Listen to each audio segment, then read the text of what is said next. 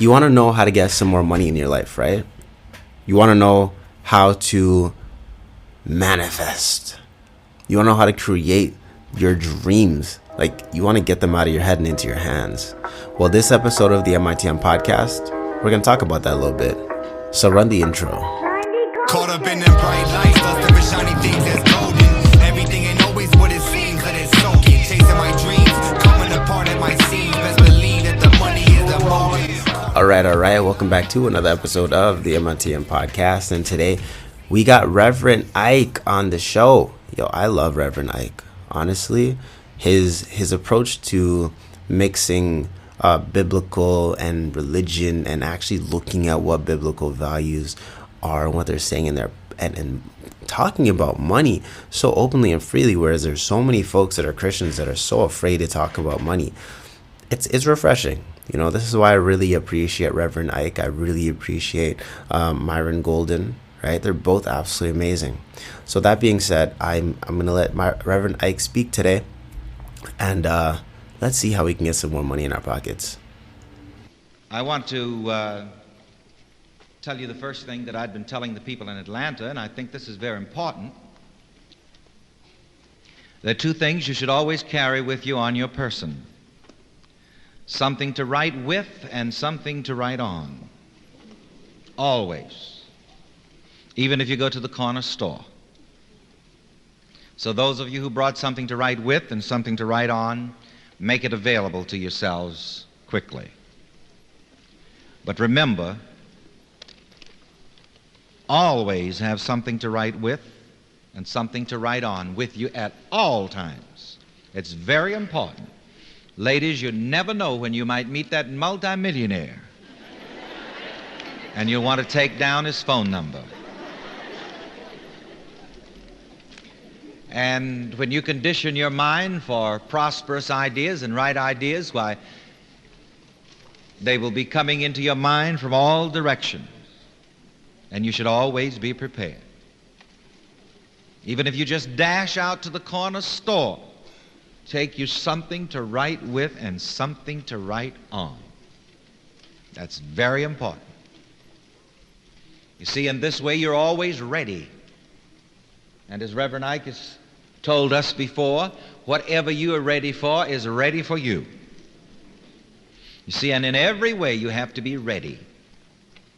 See, the trouble is, sometimes people want things that they're not ready for. And every time you think of something good that you want, ask yourself the question, am I ready for this? Because when you're ready for it, it will happen. It will come to pass. And always be ready for good ideas, for right ideas, for prosperous ideas. And this may seem like a very simple and a very mundane point that I've given you right off the bat here, but I cannot overemphasize the importance. And I'll guarantee you just the mental action of being sure to include something to write with and something to write on your person at all times will also precondition you for constructive ideas. You see, that's another thing about the mind. When you make yourself ready for something, your mind proceeds to produce it. When you mentally prepare for something, your mind proceeds to produce it. I want to say it again, and I want you to write it down. When you mentally prepare for something, your mind proceeds to produce it. This is why I've given you certain little mental techniques and little gimmicks from time to time. Like saying to you, if you want some new clothes, go and clean out your closets. Make some space in there. Even at the present time, if you don't have any money to buy a new wardrobe, take a few dollars and buy some of those nice little wardrobe organizers. Those nice little things that you put your shoes in. Now, I dare you to do this. Get you some of those plastic boxes and so on that you put your gloves in. And just organize your wardrobe. Even if you don't have the means at the time to fill it up. What are you doing? You're preparing for good. You're making room for good. And whenever you prepare for something, your mind proceeds to produce it. This is why, to speak of another gimmick for a moment that I've given to people, and I don't mind calling these things gimmicks. In one service in Macon, Georgia, and it has never stopped working, I told all of the people who wanted an automobile to stand out in the yard or wherever they were going to park that car. I didn't explain at that time all the mental mechanics behind it, and there were people who perhaps would not have understood it. But here again, it doesn't really matter if you don't understand the mechanics behind it. It'll work. I don't understand how a car works, but I get into one of those Rolls Royces and turn the key, and it starts up and I go where I want to go. See, it doesn't even know that I don't understand the mechanics and doesn't care. And so it is with the law of mind. It works.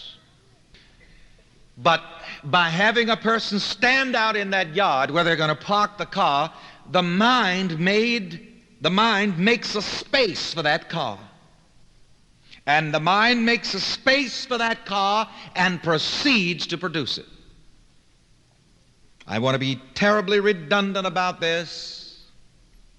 Whatever you mentally prepare for, the mind proceeds to produce it.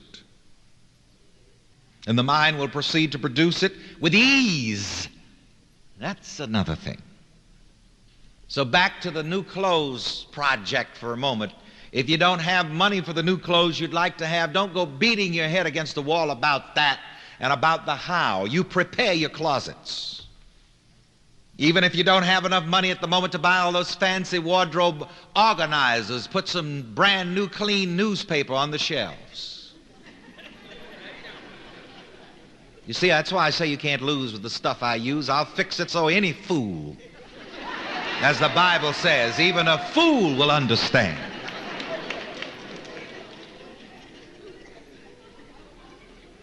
All you have to bring me is your mind, and I'll fix it for you.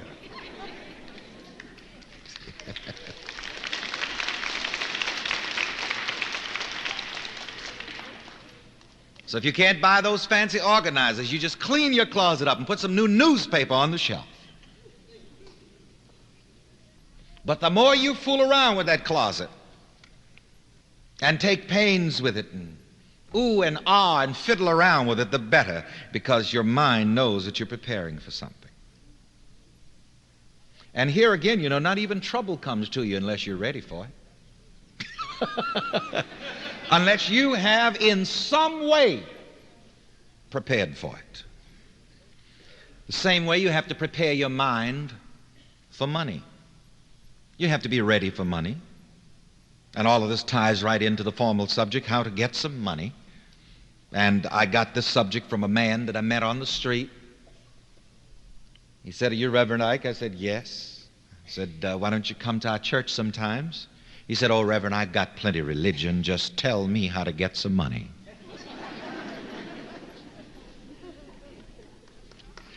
That's the way it is with a whole lot of you. You got plenty of religion. Most of us have got plenty of religion. You take me, I've had plenty of religion. I've been baptized twice.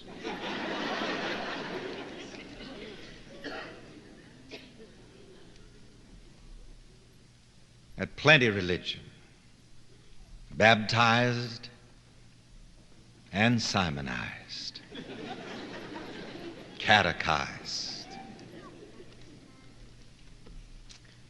So most of us have had quite a religious experience. If you want to get money as well as any other thing, you have to condition your mind for that. So in getting money, and I want you to write this down, money condition your mind. And it is possible to money condition your mind. You can establish a money-producing tendency in your mind. I want to put this in the first person. I can establish a money-producing tendency in my mind. Together, I can establish a money-producing tendency in my mind. We're going to take it even closer than that. And we're going to make a definite affirmation. I establish a money-producing tendency in my mind. Together, I establish a money-producing tendency in my mind. And that's possible, and people do it. I've done it. So let's look at the other side of the coin for a moment. Why do the so-called poor people stay poor? Because they have a poverty-producing tendency established in their minds. I know that chokes you a little. People who stay sick all the time, what is it? There is a sickness-producing tendency established in their minds. But you see, here we teach you to turn that around and to establish a health-producing tendency in your mind, a happiness-producing tendency in your mind, a love-producing tendency, a success and prosperity-producing tendency, and a money-producing tendency in your mind. There's an old proverbial expression about some people who seem to be so-called lucky. And I heard it said of one man who was so-called lucky once, as you know, he's the kind of fella that could fall into an outhouse and come out smelling like roses.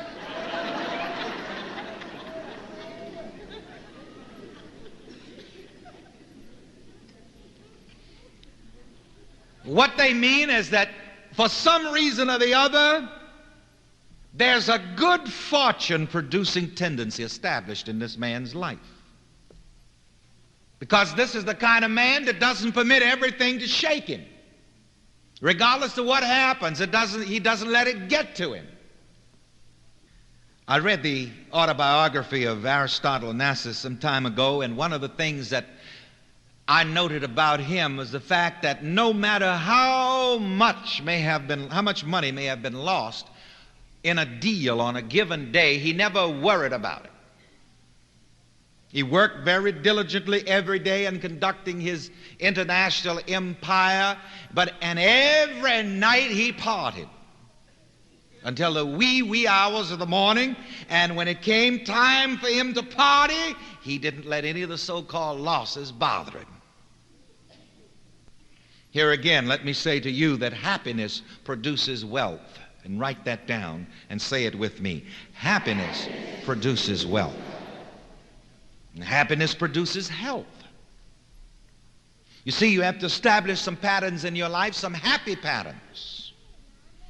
Even the prophet gives it to us in the words of the scripture. The joy of the Lord is what? Your strength.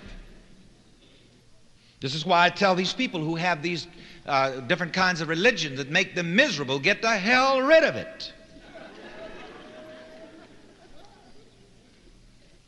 Learn how to be happy. Learn how to rejoice. Learn how to be glad. Because positive ideas can work in the joyful mind. You can money condition your mind. You can health condition your mind. And you should. All right, that's pretty much it for Reverend Ike today on the MITM podcast. I hope you guys got a lot of value out of that one. Definitely let me know your ideas, thoughts, comments down below. Tell me if you like this type of format of podcast where I kind of share some of these posts, some of these people that I find absolutely inspirational that have made a change in my life. That being said, we do have the Financial Base Camp Challenge in the description down below. Feel free to join. We'll help you master your finances in 5 days or less. But with that's pretty much it. So I'll see you else tomorrow with another episode of the MITM podcast. And yeah, I hope you have a powerful, money-filled day. Peace. Give them that creme de la creme whenever I spit that hot shit. Ain't no lose or draw when it's the only option. Till I'm balling like Stockton, I'm locked in. Researching the best stock tips, fuck gossip unless it makes a